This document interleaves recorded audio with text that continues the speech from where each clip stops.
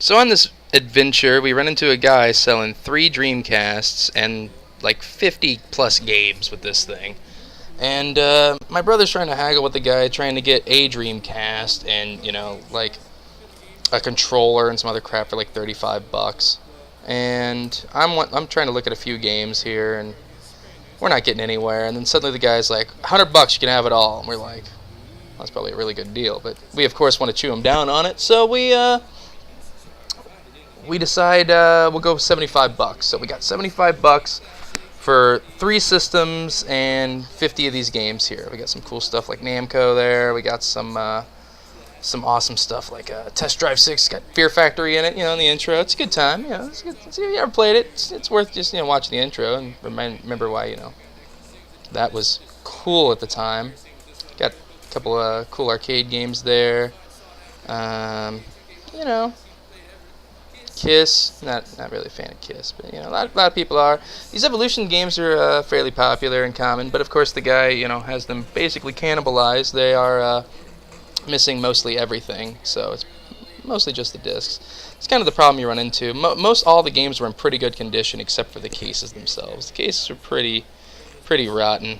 This is a game, I swear I've seen this getting played somewhere. I thought it looked pretty cool, so I was excited to actually get that one. I don't think it's worth all that much, but still a fun game nonetheless. And of course they always have these stupid fishing games on here. And I printed out a couple of these labels, and as you can tell, I'm terrible at it and putting them in there, but they're just temporary, and it's not meant to actually replace anything anyway. Q*bert, classic. It's a good time. Never played Q*bert. It's Q*bert.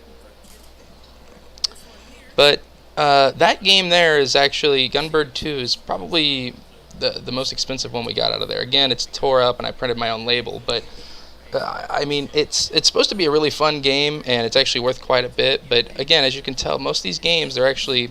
Let me wipe this off real quick. Let's get crap on it. But most of these games are actually in pretty good condition, amazingly, considering they all look like they were rentals at some point.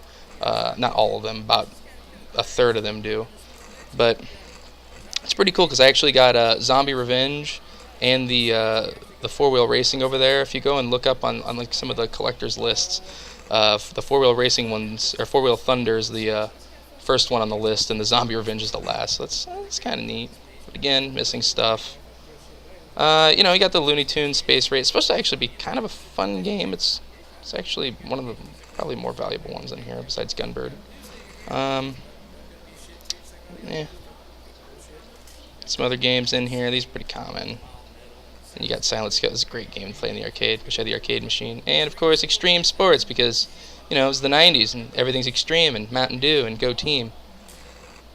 But yeah, so I figure for 75 bucks we ended up with 3 consoles, 8 controllers to split between everything, a Game Shark, a couple of web browsers. I think we did all right.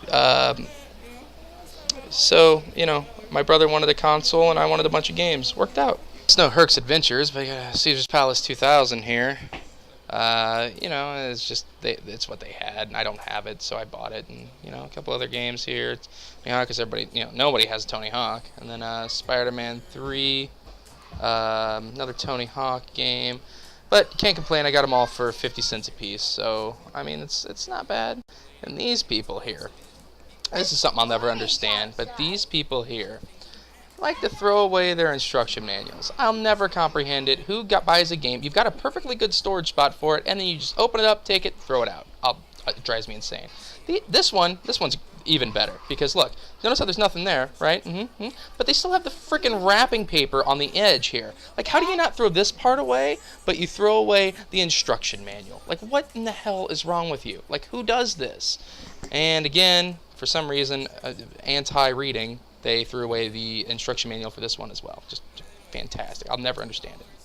And then paid $1 each, though, or for $2 for all 3 of those, actually. So that's not a bad deal.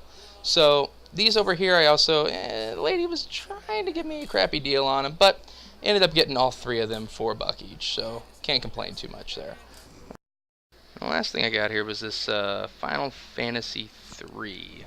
I actually got it from a reseller at somewhat of a flea market type thing that we have here. It's kind of a flea market. It's just mostly terrible. But Anyway, I ended up paying $10 for it, so I don't think she realized what she had, and it's probably the best deal I actually found today. $10 for a game that goes for around 50 online. I mean, yeah, it's got some sticker residue and all that, but I want to have all the final fights, and I didn't have this one, so picked it up. It was a pretty good deal.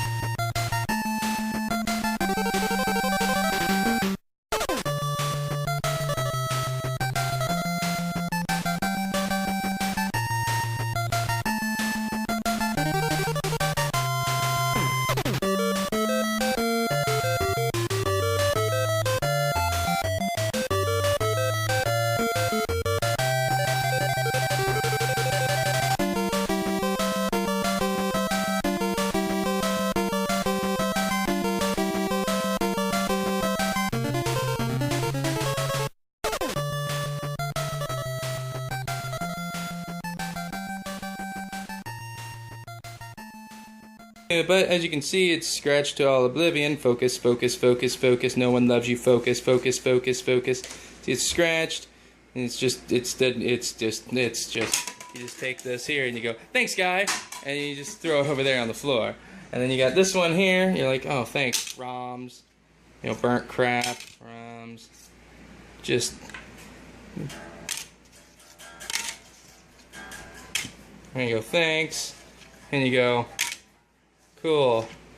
And this another great title here, but look, looks like somebody shat on it. So then you pick these up and you go,